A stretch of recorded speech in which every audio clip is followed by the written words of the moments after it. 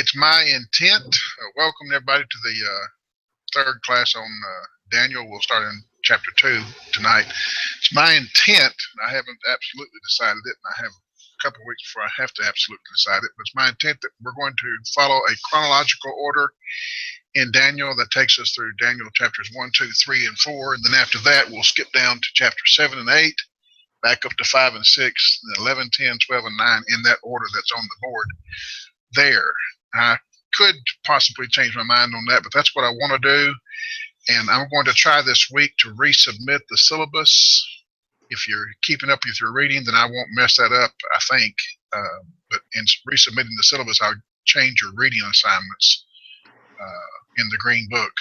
Well, you don't have a green book. It's the book that I sent you online or give you a copy of online. But those chapters are relatively small in reading, so that won't interfere with you too much anyway, but I'll try to resubmit that this week and get that done. We have a long chapter, and I'm going to try to cover it verse by verse tonight, so I want to go ahead and get started. I'm going to close this door.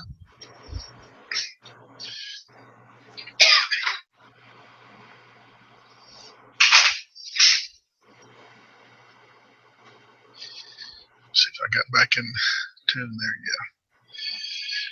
It is the longest chapter in the book, and it kind of falls neatly into a package of Isaiah 2, Daniel 2, Joel 2, and Acts 2. All are very central to the biblical teaching concerning the coming of the Messiah, the establishment of his kingdom in the form of the church here on earth. And it's also, Daniel chapter 2 is key to helping us unlock some of the other mysteries that we're going to find in other dreams and visions in the book of Daniel. It is a chapter about a dream. We won't get to the dream right up front, but we will get to it, as you'll see.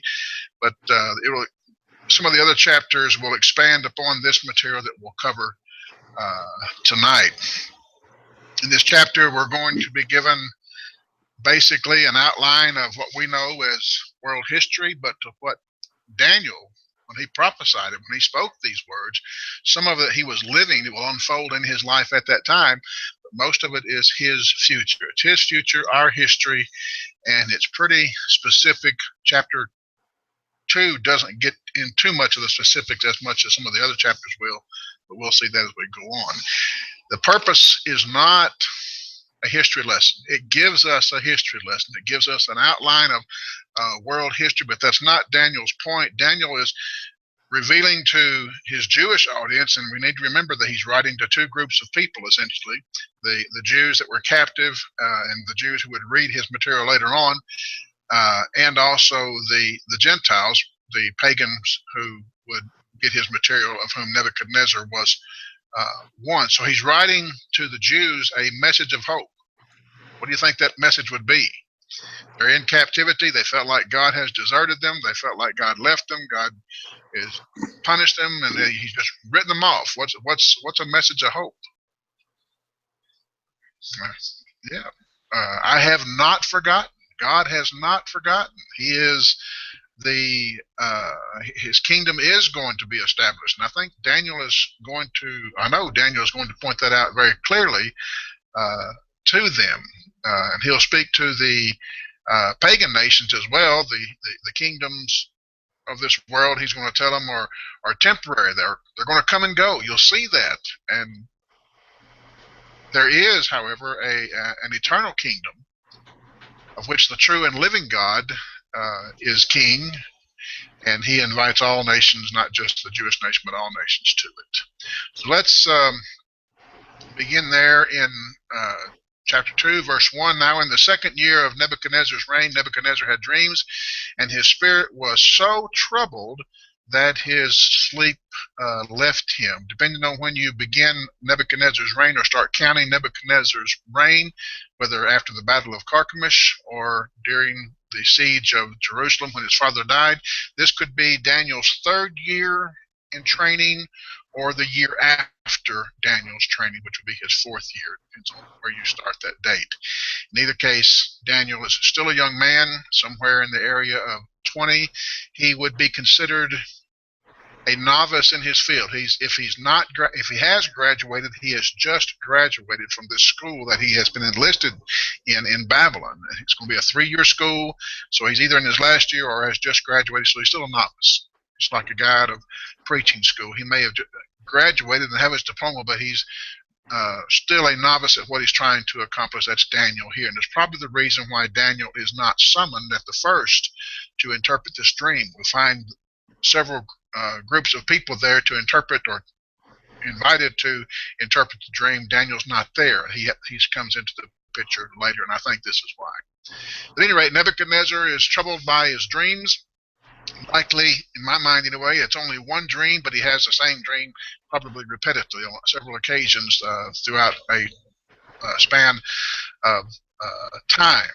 God has often used dreams to reveal his will to men. He tells us in Hebrews chapter 1, verse 1, God, who at various times and in various ways did what? Spoke to the fathers by the prophets. And so in various times, various ways, one of which is dreams are the first person we think of when we think of dreams and interpretations is who? Well, Jacob did have dreams. My first thought is Joseph, the son of Jacob, the guy who was the interpreter of the dreams, the coat of many colors. And there's a lot of dreaming going on there in his life. But Jacob also received dreams or visions from God. So did Abraham, Solomon, Isaiah, Ezekiel. Daniel's going to receive one here in this book. I think an interesting side note that you might find worthy of your study is what God said to Aaron and Miriam when they sought to usurp Moses' authority. You go back to Numbers chapter 12, and in verse 5 it says, Then the Lord came down in a pillar of cloud, stood in the door of the tabernacle, and he called Aaron and Miriam. Talk about, he called on the carpet to the principal's office. Here's God who's come down, stood in the door of the tabernacle, and said, Aaron, Miriam, come here. They went forward, and he said, Hear now my words. If there is a prophet among you, I, the Lord, make myself known to him in a vision. I will speak to him in a dream.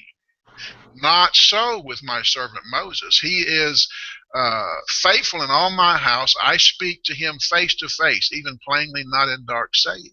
And he sees the form of the Lord. Why then were you not afraid to speak against my servant Moses? So Moses has some kind of special relationship with God that visions and dreams weren't necessary. God spoke to him face to face. But here, Daniel, Daniel later on will receive a vision, but here it's Nebuchadnezzar that is receiving the vision, and he doesn't understand the dream. Nebuchadnezzar doesn't. He was emotionally, it seems, disturbed by the dream, and my assumption is that that's exactly what God wanted to happen. God wanted to rattle Nebuchadnezzar's cage. He wanted him to be so disturbed by the dream that he couldn't sleep, and that he would call upon the wise men of Babylon, the people who would supposedly be able to interpret whatever the deities of Babylon were trying to say. And of course, God knew that they would not be able to do that they didn't have that power. In the passage that we concluded with last week, Isaiah chapter 44, says in verse 24, Thus says the Lord your Redeemer, and he who formed you from the womb.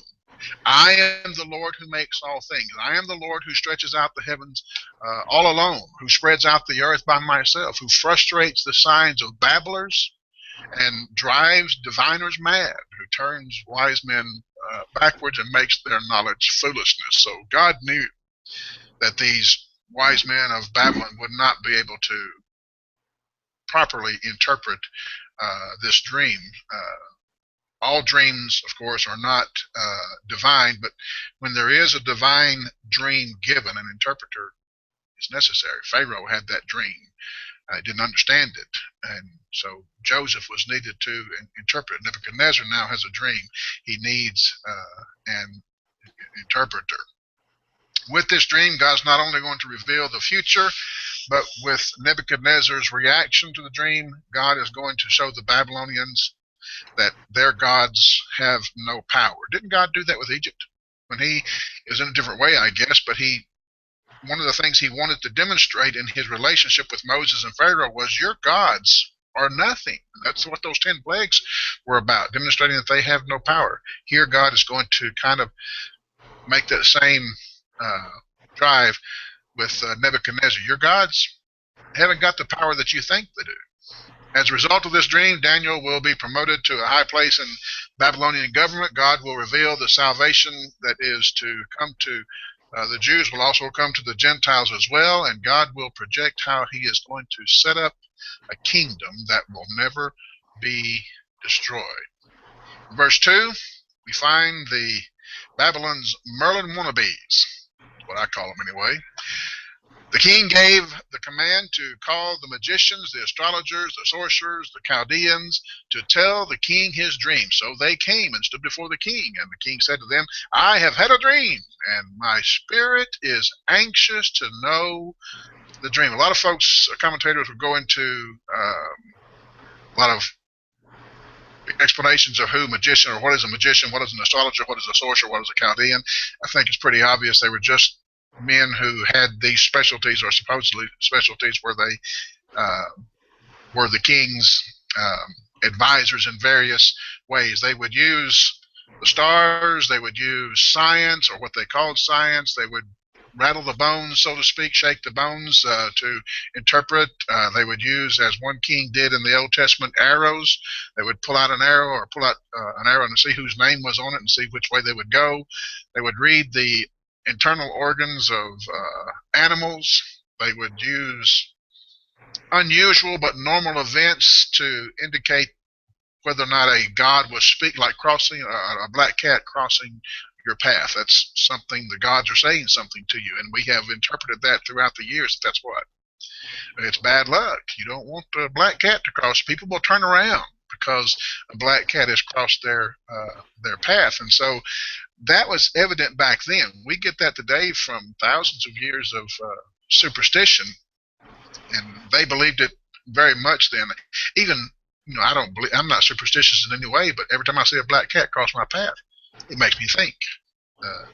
I'm not superstitious, and I won't change my course, but that thought comes to my mind. And some people, they just live by it. They believe that kind of stuff.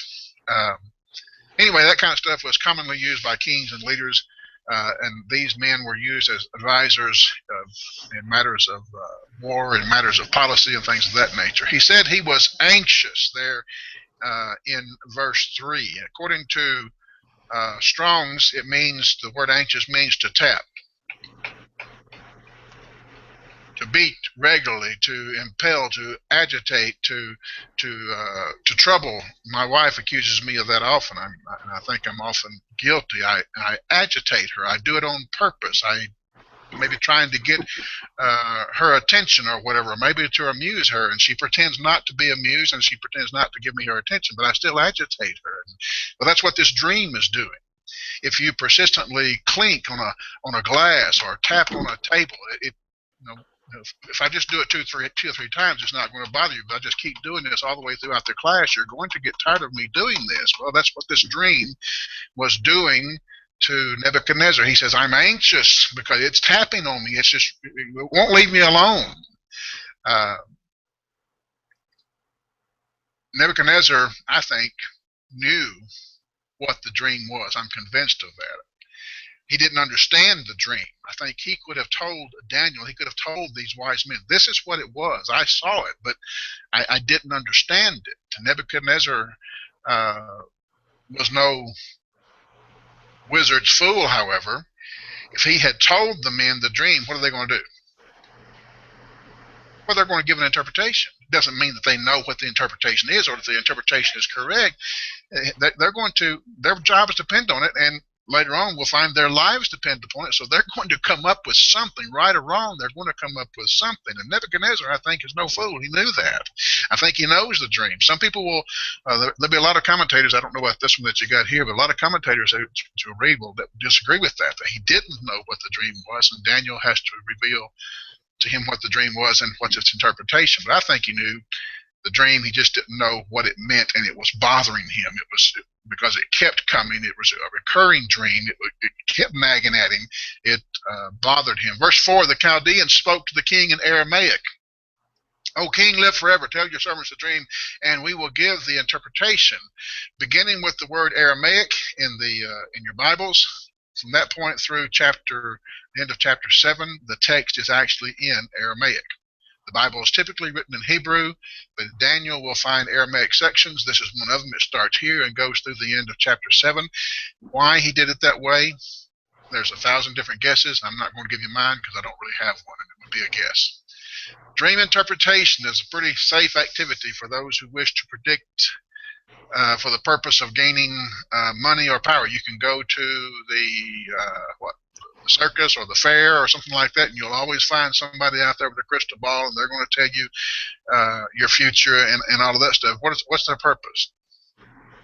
Well, they're making money. They don't care. They're not going to get your future right. They can't tell those. They can't read your palm and tell you what. They're trying to make money, and that's what these guys, I think, here are doing. The greatest risk they have is if they advise the king to go to war, and he shouldn't have gone to war, then the king loses the battle and they lose their lives. But they were going to do that anyway. They're going to lose their life anyway if they had wrongly predicted and the king caught them. So if the king asks you, should I go to war or should I not, what's your chances of a right answer? 50-50. If you look at the size of your army and the size of their army and strategize, and sort of you increase your odds of getting it right. But at least at the beginning, you have a 50-50 chance of getting it right, unless you've got one man going up against 10,000, and you're probably not going to say you should go to war. These are shrewd men, and that's what they do for a living. They're going to tell the king what he wants to hear. You might recall back in 1 Kings 22, King Ahab of Israel invited King Jehoshaphat. Usually these two nations, Judah and Israel, are at war, or at least hostile toward one another, but they're on an even plane right now. Ahab invites Jehoshaphat to go to battle with him against the king of Syria. And Jehoshaphat said, Ahab, well, what does the Lord have to say about this? And Ahab, he says, well, I've got 400 prophets. Let's see what they got to say. And all of them said, go up, for the Lord will give it into your hand. And Jehoshaphat says, something's not right here. Is there a prophet of the Lord by which we may inquire? And somehow that was a little bit offensive to Ahab. I can't figure why. He says, well, yeah, there he is. There's this guy, Micaiah, the son of Ilma. But he always prophesies bad things about me. Micah, much to Ahab's dismay, was called, and eventually he said, Ahab, yeah, you're going to lose the battle. Don't go. First he tells him sarcastically, I think, yeah, go ahead and go and see what happens. But then he tells him at the end, don't go. You're going to go. You'll die if you go. And I think it's really strange that Ahab, knowing that his prophets were false prophets, but they told him what he wanted to hear. Will I win? Well, yeah, you'll win. The true prophet that he knows always prophesies bad things about him, but they usually come true. He says, don't go, you're going to die. But Ahab went anyway. You know what happened? Well, Ahab died. But strangely enough, Jehoshaphat, who said, I don't trust these 400 prophets, tell me what the Lord has to say. Give me a prophet that says what the Lord has to say. And the prophet came and says, don't go. Jehoshaphat went anyway. He nearly lost his life in that battle. He didn't lose his life, but he nearly lost his battle. The point is, it's not uncommon for a king to have yes men at his side. And that's what these guys were. And Nebuchadnezzar, however, was no fool. And he wasn't going to let it be. This was a serious dream. This to him was a significant thing. His soul is anxious about this. And so he's not looking for a yes man here. He said, I want to know the truth. And they said to him, any sensible person, king, in his right mind would first tell us the dream so that we can give you the interpretation. I think they're kind of belittling the king here, and I think maybe the king feels it. It's God's intention here to show through this event that there is no superior knowledge in these wise men. same way that God did with Pharaoh. Verse 5, then the king answered and said to the Chaldeans, my decision is firm. If you do not make known the dream to me and its interpretation, you shall be cut in pieces. Your houses shall be made an ash heap. However, if you tell the dream and its interpretation, you shall receive gifts, rewards, great honor. Therefore, tell the dream and its interpretation. They answered again, let the king tell the servants the dream, and we'll give you the interpretation. You don't tell me what I want to know, you're going to die. I'll richly reward you if you tell me what I want to know, but if you don't, you're going to die. I'm going to cut you up. I'm going to make your houses a dunghill. He's not playing here. Yes, sir.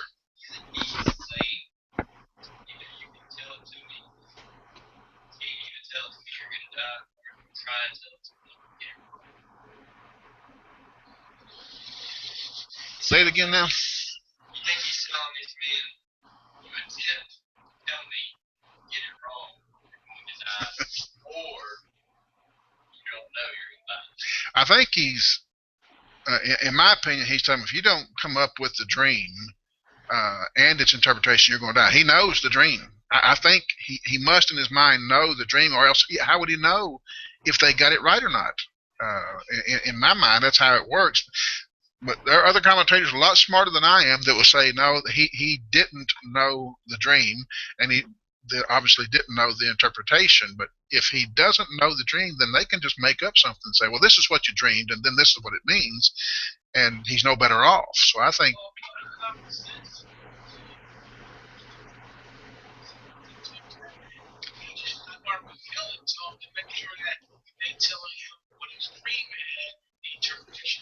So it's like a puzzle. He got the answer. Now you got to tell me the other half. That's the way I think about it. But there again, there's men a lot smarter than I am that don't agree with me. But it's, I guess it doesn't really matter that much. It's just how I see that it was working out there. In another dream later on, that's exactly, it's stated more clearly that's what happened. So that's what I think is what's happening here. He didn't want to play to them.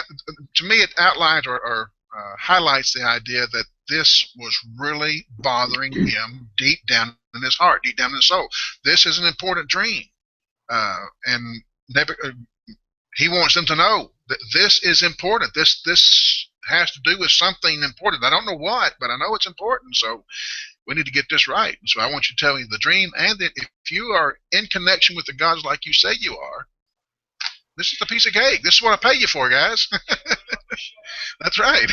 And the king answered and said, verse 8, I know for a certain you would gain time, because you see that my decision is firm. If you do not make the dream known to me, there's only one decree for you have agreed to speak lying and corrupt words before me until the time is changed.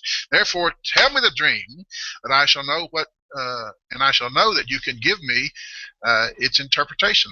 King's accusing them. You're stalling for time. You're just waiting for me to forget about this, and I'm not going to forget about it, because this something special about this dream. I know it's of divine origin, and I just don't know what it means. So we're going to get this right. And the king was, I think we talked about this last week, Nebuchadnezzar. He was a very religious man. He not a worshiper of God, but he's a very religious man, and he believed in the powers of these Chaldeans, astrologers, and magicians. He believed that they were actually in communication with those gods, and so he's got faith in them. You guys should know how to do this, and because you have this communication, they're saying, well, we don't. Then imagine what you would feel like if somebody came to you and said, the God you believe in is not real and I can prove it. Or if you learn that your religion was not true, and that the preacher that you have that's teaching your religion, that he was preaching something wrong and he knew it all along, how would you feel? Well, that's Nebuchadnezzar. He's believed this all of his life. His daddy believed in these magicians and in the gods that they represented, and now Nebuchadnezzar is seen right in front of him. You don't No, you're not in communication. And I've been for 16 years, and I heard a program on the radio, I'm like, that's crazy. yeah, I see to myself, I think that's where Nebuchadnezzar is right here. He's, for the first time, questioning that. You think that's what God wants? I think it's exactly what God wants. And we'll see that more as the book continues. Nebuchadnezzar believes in these gods, and he believes these men have that power, but he's not blind, he's not stupid. So he says, here's your chance. As you said a while ago, put up or shut up. You can show evidence of your power. We have a God who has not left us without evidence. He has told us who he is, and he's proved who he is, both in history and in Revelation. But again, this dream, it's of great importance to Nebuchadnezzar. He believes it's something significant and about something. He doesn't know what, and he doesn't want hocus pocus. He wants the truth. Don't be a yes man today. Of all the times that you served me over the years, I understand that you've been a yes man. You tell me what I want to hear, and that's good. I like to be told what I want to hear, but this time, this is important. You tell me the truth. And they couldn't do it. The Chaldeans answered the king, verse 10, there is not a man on earth who can tell the king this matter. Therefore, no king or lord or ruler has ever asked such things of any magician, astrologer, or Chaldean. It's difficult.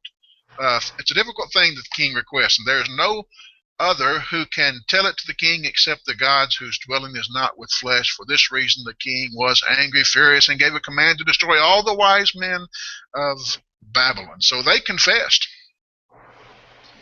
We don't know. We can't do this. Only the gods can do this, and the gods don't come into flesh. So they're confessing their inadequacies, and Nebuchadnezzar's hot about it. You've been telling me all along you talk to the gods, and now I'm asking you to talk to the gods, and you can't do it. So I think what God wanted to happen here in this situation, at least thus far, is exactly what is happening. Nebuchadnezzar is not being foolish. He's not being blind in his faith. He wants to know the truth. I have great respect for Nebuchadnezzar here, and we need to have that same understanding or same approach to religion or to faith in the Bible. I want to know what God says about this, and not what you think about this, or not what some religious man thinks about this. I want to know what God says. Let's make our teachers prove what they say by the word of God. Just like what you said earlier, you didn't like what they say because it's against what you always believe. But when you ask for the evidence, what they do? They brought it, didn't they? That's what convinced you to make that change into the Lord's church. There are those today who claim to be astrologers, psychics, and so forth. And it's just, as we said earlier, it's just they're looking for money. There's nothing they can show us. These men failed to perform when the king needed them most, and so he's told them, "I'm going to cut you up." He's angry with them, furious, and gave command to destroy all the wise men of Babylon. So the decree went out, verse 13. They began killing the wise men. Now, some translations here have the wise men were about to be killed. I don't know what you have, but I don't know if there's what the evidence says, but it says they either began killing the wise men or they were about to start killing the wise men. And they sought Daniel and his companions to kill them. Then with counsel and wisdom, Daniel answered Arioch, the captain of the king's guard, who had gone out to kill the wise men of Babylon. He answered and said to Arioch, the king's captain, "Why is the decree so urgent from the king?" Arioch made the decision known to Daniel, so Daniel went and asked the king to give him the time that he might tell the interpretation. The king has determined that his trusted advisors had been deceitful, so he's planning to put them to death. Why is Daniel not there? I think from the dating of the text at the beginning, Daniel's too young. He's a novice at this wise men business that he's been trained for in Babylon, but he's still a lieutenant, and he's not a major. He still hasn't moved up in the ranks so that Nebuchadnezzar would call him first. So that's why Daniel, in my mind, wasn't there, and now they've gone out to find all the wise men, because if the top guys can't do it, then the little guys can't get it either. So Nebuchadnezzar's going to wipe them all out, and I'll start from scratch. We'll start this over. We'll kill you and cut you up. And Daniel makes, I think, a response of great faith. He knew by faith that God would grant him his request. God hasn't, to my knowledge, or to the record here, as I said, Daniel, I'll give you the dream. Just go out there and talk to Arioch. We don't know that took place. Daniel goes out there and he finds out what the situation is. He says, I'll get you the dream. And God hasn't made that statement, but by faith, Daniel believes that he would. Nebuchadnezzar grants Daniel the time because I think he would have given the other men time if they said, let us go commune with the gods and we'll bring back you an answer. But when the answer that they gave him is, no one can tell you this. And they weren't looking for time to find the interpretation of the dream, because they were simply trying to get Nebuchadnezzar to give them the dream so they can give an interpretation. So if they had asked for time to go commune with the gods, I think Nebuchadnezzar would have given it, like he gives Daniel the time here, but they didn't ask for it. Verse 17, Daniel went into his house and made the decision known to Hananiah, Mishael, Azariah, his companions. Notice that he didn't use the Babylonian names there. He still used the Jewish names, because the Babylonian names do what? They give credibility to the Babylonian gods. That's right. These names, Hananiah, Mishael, and Azariah, give credibility, not credibility, but they give honor to Jehovah God. Anyway, he talks to his companions that they might seek the mercies of God of heaven concerning the secret, so that Daniel and his companions might not perish with the rest of the wise men of Babylon. Daniel was given time that he asked for, spent the time in fellowship with his friends and in prayer with God. The fake magicians spent their time looking at animal livers and the stars and got nothing. Daniel, knowing the power of prayer and the prayers of righteous men avail much, he asked his friends, pray with me. They got the answer. And when Daniel gets the answer, in verse 19 it says, then the secret was revealed to Daniel in a night vision. So Daniel blessed the God of heaven. Daniel answered and said, blessed be the name of God forever and ever, for wisdom and might are his, and he changes the times and the seasons. He removes the kings and removes kings and raises up king. He gives wisdom to the wise, and knowledge to those who have understanding. He reveals deep secret things. He knows what is in darkness, and light dwells in him. I thank you and praise you, O God of my fathers. You have given me wisdom and might, and I have now made known to me what we ask of you, for you have made known to us the king's demand. I love what Daniel does here. He has a problem whose outcome determines whether he and many others would live or die, and he goes to God with it. Does God speak to us and give us answers to our problems today? Not in a verbal sense like what Daniel experienced here, but God does answer our prayers, doesn't he? If he doesn't, why pray? James says, pray what? Without ceasing or without doubting. Paul says pray without ceasing, but Daniel says pray nothing doubting. If you don't believe that God's going to answer your prayer, don't pray. Don't pray. It's not the way it works. We have to pray believing that God will answer. A lot of folks, they just think, well, prayer's not for me. It's a religious thing. It's for those. It may work for Bible people, but this is real life, and we have to figure our own ways out. What's going to happen to Daniel if he's going to figure his own way out? He's going to be cut up. His house can be made a dunghill. But Daniel has faith in God. He goes to God in prayer. If we don't have faith, then our prayer is simply wasted time, wasted words. We must pray. We must be in communion with God, not because it's a rule, not because this is something God says you have to do, but because we believe in prayer. We believe that God answers prayer. I wish we had time to devote more to the concept of prayer, but that's not our purpose tonight. Maybe one of the reasons I got here in my notes that people fail to pray today or don't have the faith in prayer, in God in prayer that they should have is because they have forgotten what Daniel pointed out here. Wisdom and might belongs to God. It is God who changes the time. God who removes kings and raises up kings. God gives wisdom to the wise. God reveals deep secret. God knows what is in darkness. Daniel knew this. He believed this. He staked his very life on this. And when he received his answer from God, what did he do? Gave thanks. Don't forget to give thanks to God. Most of the times when prayers are mentioned, when it's used or referenced in the Old or New Testament, it's called prayers and thanksgivings and supplications. Thanksgivings is always a part of it. Paul, in a lot of his prayers that he speaks of in the New Testament, he always says, I give thanks for this or that or this person or that person. Don't forget to give thanks. Daniel has a lot of reason to give thanks. I've been chosen as a prophet of God. My life has been spared, even though he's gone through some pretty traumatic events. His life was spared when he was taken from Jerusalem. And now he's going to be given a message concerning the coming of the kingdom of God. This is something the Jews were looking for, and Daniel has been honored by God to be the spokesman for that. I give thanks to you that you have revealed this message to me. What do we do? God has revealed to us the message of the eternal kingdom. Do we thank God for his word?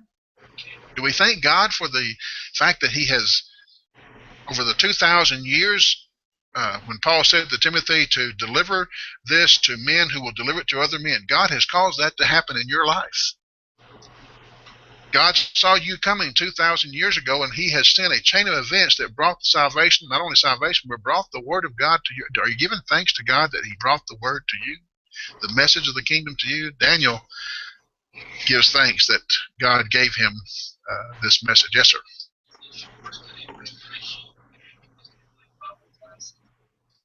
The Bible's translated into English. You can see some of those great minds start looking and they're able to read the Bible for themselves.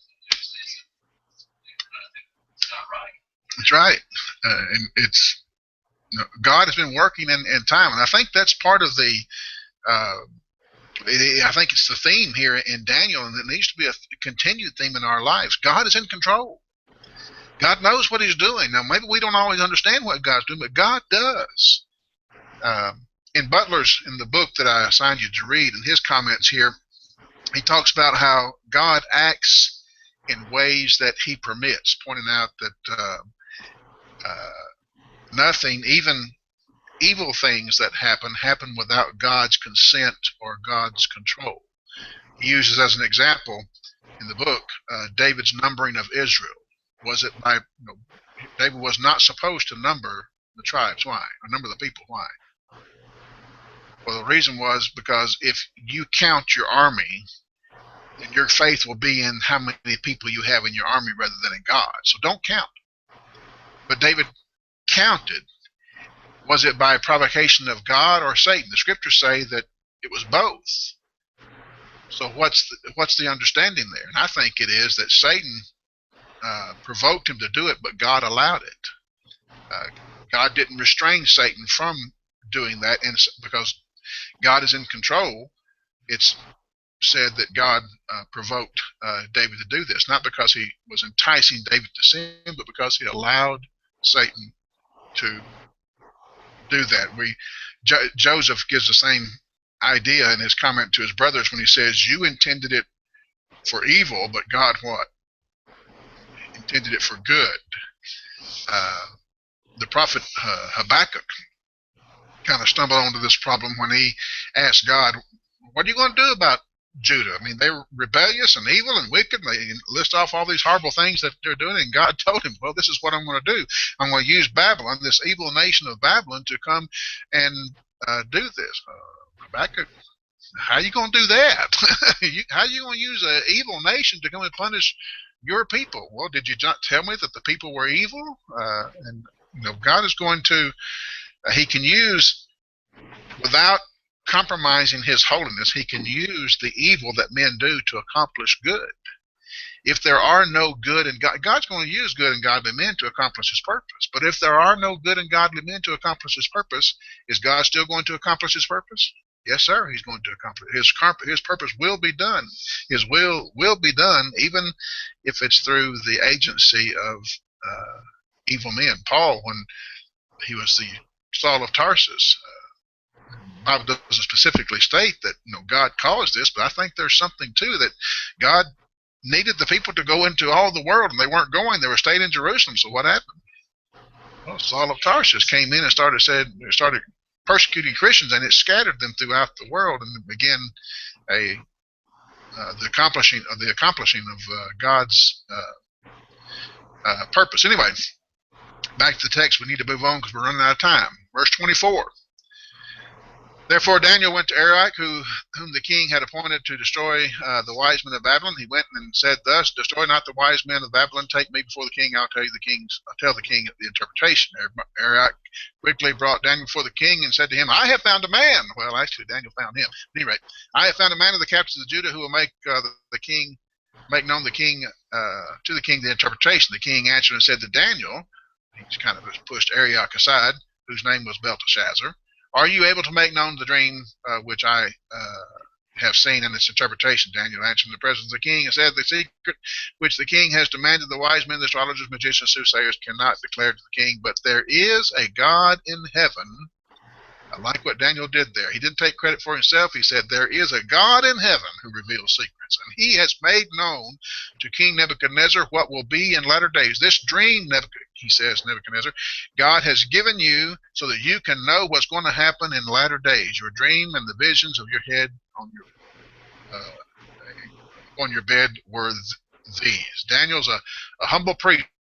He reminds the king that it's not me, it's God. God has done this, and God has revealed this. If you go into the mission fields, you're going to need to remember this, because there are a lot of people out there who are still very, very superstitious and believe in astrologers and palm readers, and we need to help them understand this is God's business. These guys, these diviners, these magicians or whatever, they're nothing. And that's going to offend a lot of people, but they need to understand that only God can do this. Daniel's trying to help the king see that God is in control, that there is a real God in heaven, not just these images that you've carved out. There is a real God in image. As for you, O king, verse 29, thoughts came to your mind while on your bed about what would come to pass after this. He who reveals secrets made known to you what will be. But as for me, this secret has not been revealed to me, because I have more wisdom than anybody else. But for our sakes who make known the interpretation of the king, that you may know the thoughts of your heart. So Nebuchadnezzar, he's pondering the future. I think that's why God gives him this dream, because Nebuchadnezzar is a wise man. He's been thinking about what's going to happen in future years. So God tells him and wants him to know what it is, but he can't understand the dream, so he needs help. You, O king, were watching, and behold, a great image. This great image, whose splendor was excellent, stood before you, and its form was awesome. The image's head was of fine gold, its chest, arms of silver, its belly and thighs of bronze, its legs of iron, its feet of partly iron and partly clay. You watched it while a stone was cut out without hands, which struck the image on its feet of iron and clay, and broke them into pieces. Then the iron, the clay, the bronze, the silver, the gold were crushed together and became like chaff from the summer threshing floors. The wind carried them away, so that no trace of them was found, and the stone that struck the image became a great mountain and filled the whole earth. How many kingdoms do you see? This is all familiar territory for most of us. We've heard this preached 1,000 times in our growing up years. How many kingdoms do you see here?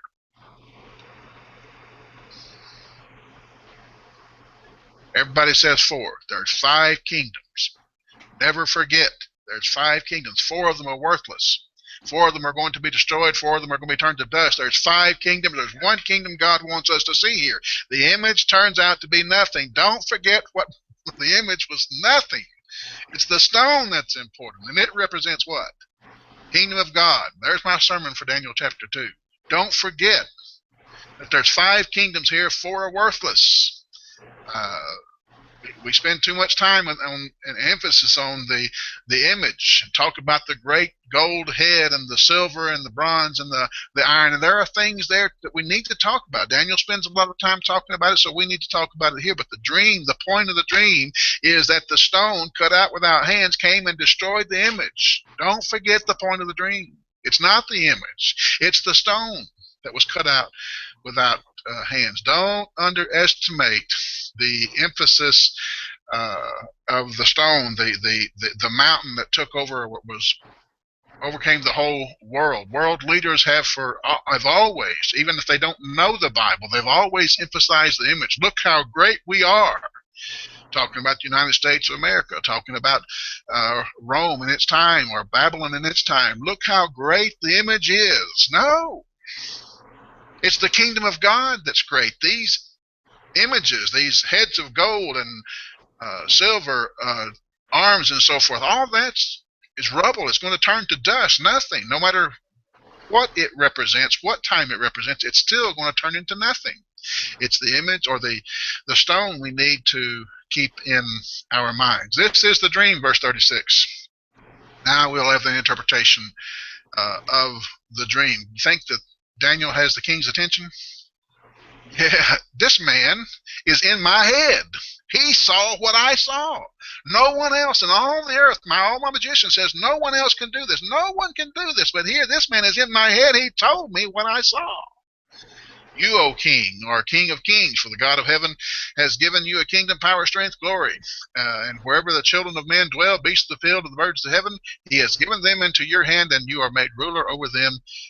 You are the head of gold. Daniel's just being nice, right? Being polite. So, oh, you're the shiny head of gold. No, he's not being nice here. He's telling the king what's true. And the God who's in control says, God has, or I have given you this kingdom. Nebuchadnezzar is going to confess that later on.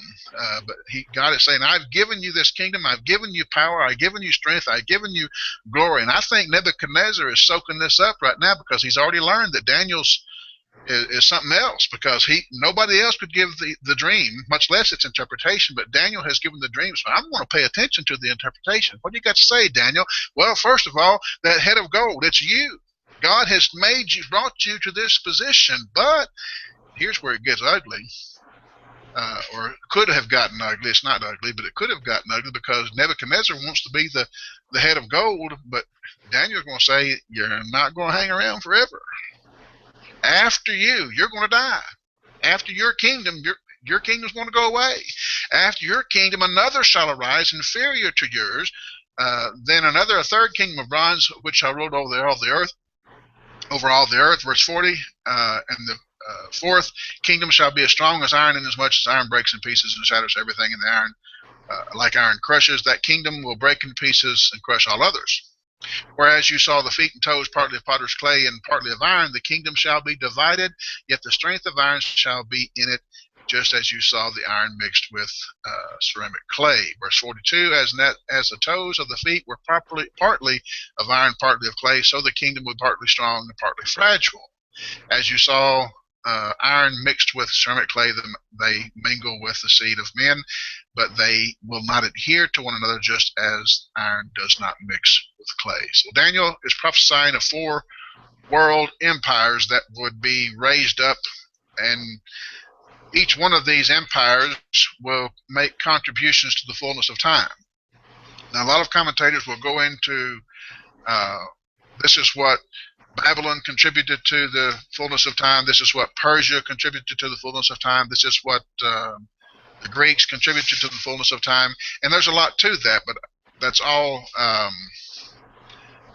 things that we have put together after the fact. And I think there's a lot of truth to it. But again, it's speculation and things that we have put together that it's easy to go back and look and see the times past and what these kingdoms contributed. The point to be pressed is that each of these 4 world empires are going to be raised up by God to accomplish a thing. God is in control. and they will contribute certain things to the coming of the time when the stone is cut out without hands. But nevertheless, the point is these kingdoms will go away. No matter how strong, no matter how refined, no matter how fine they are, they're going to be destroyed. If we had time, and we don't, I would go into some of the commentaries that would tell us what each kingdom contributed to the time when Messiah would come. But we've got just a few minutes left, so I'll let you read that for yourselves in your different commentaries. The point is, those are going to be destroyed. The iron and clay, what is that talking about? Can you mix iron and clay? Well, you can, but it's not going to do any good. It's not going to adhere to one another. It's going to be fragile, and that's what he said. The thing upon which all these kingdoms stand, the head, the chest, the breast, the legs, all of it stands upon what? Feet with iron and clay. We can go into Roman history and see how that was literally true, how the Roman kingdom was while it was very powerful in some ways, and it did take over all the world, it was very weak in other ways. You had the Roman Senate and the Roman generals they were divided, and that was going to cause it to crumble. You have some of the countries who were taken over by Rome. They weren't faithful to Rome, but yet they're incorporated with Rome. Well, that's going to cause Rome to be weakened, and it did weaken it. Several reasons why it was weak. Although it had great strength, it had great weaknesses. Verse 44. Here's the point. Here's the verse. And then the days of these kings. What kings? Well, you could say all the kings all together, but I think it's more specific to the days of the iron-legged kings with feet with iron and clay. In the days of these kings, the God of heaven will set up the kingdom which will never be destroyed. And the kingdom shall not be left, or that kingdom shall not be left to another people. It shall break in pieces and consume all these kingdoms. It shall stand forever. Inasmuch as you saw the stone cut out of the mountain without hands, and that it break in pieces the iron, the bronze, the clay, the silver, the gold, the great God has made known to the king what will come to pass after this. This dream is certain. This interpretation is true.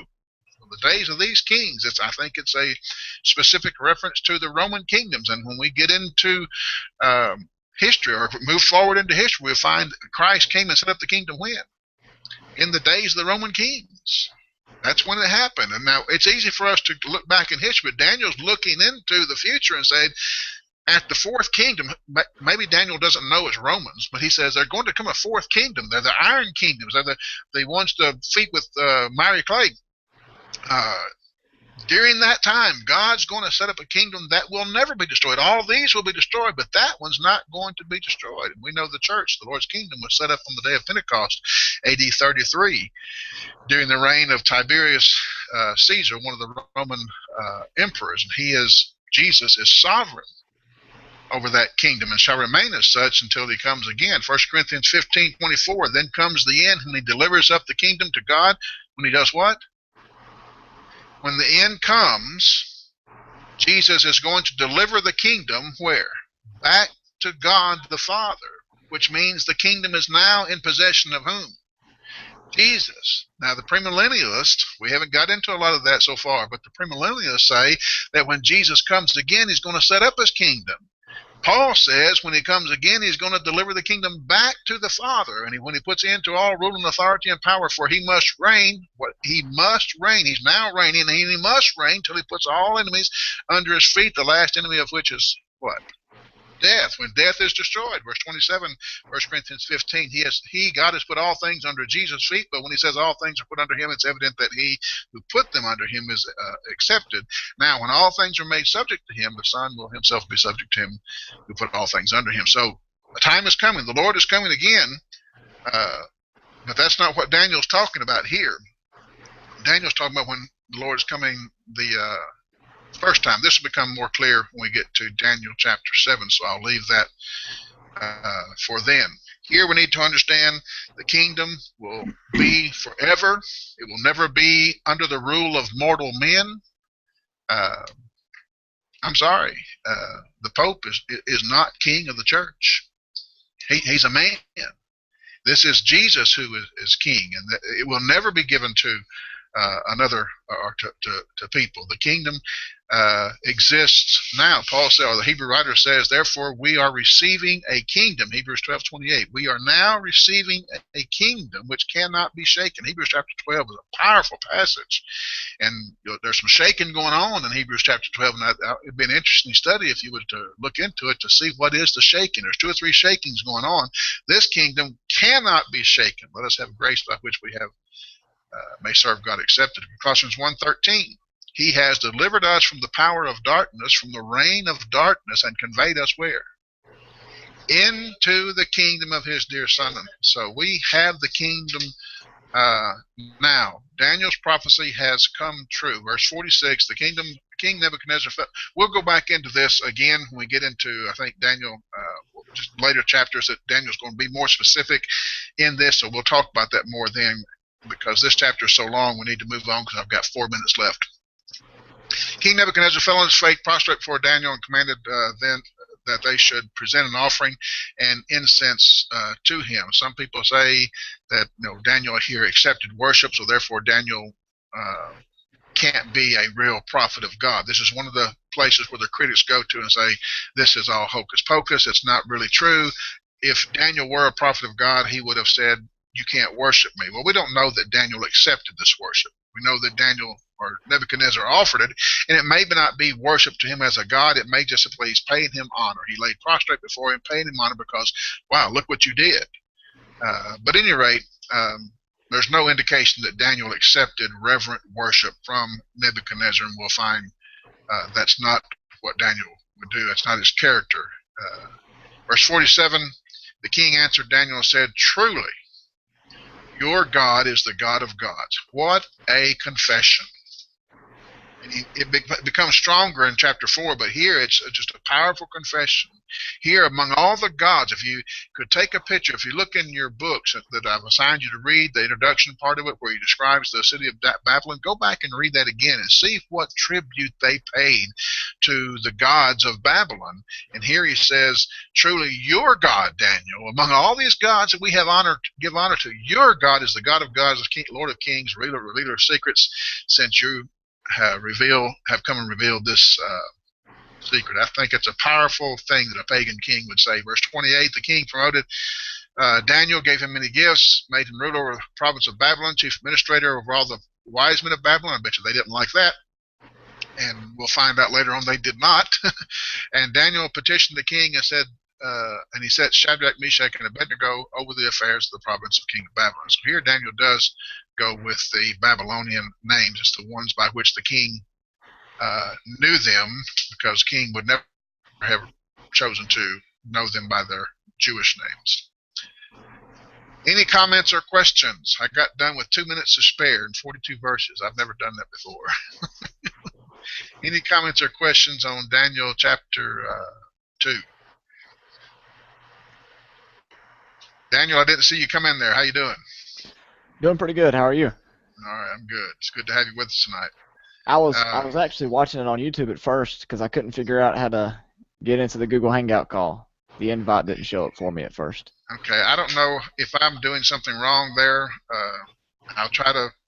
Well, I can only do what I know to do. But if you don't see it on live or whatever, then contact me and I will make sure that you get the link. But you found it today, so yeah, it said it was beginning shortly, but it never began. So I exited out and went off and tried to find another way. Well, I appreciate your diligence on that. Probably I set it up to come on. When I'm setting it up, I set it up around 6 or 7 o'clock, and then I have to wait until 8:30 before I actually start the broadcast. So I don't know if that has anything to do with it or not. I'm not sure. Oh, anyway, it's good to have you in class. Joe, it's good to see you again. You doing all right? Yeah, doing great, thanks. Class all right tonight? Yes. All right, good. Good to hear it. Good to have you guys with us tonight. And I'll see you next week. Same bat time, same bat channel. All right. Take care. Bye.